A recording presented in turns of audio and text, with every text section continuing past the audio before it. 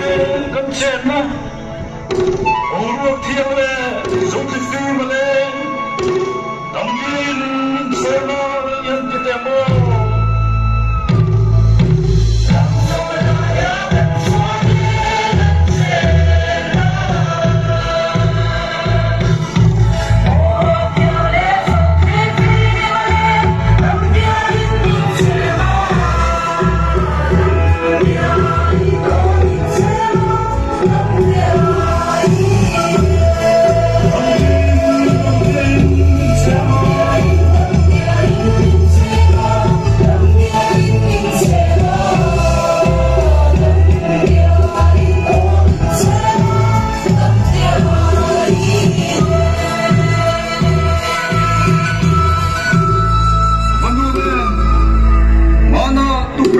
trùng công và phong in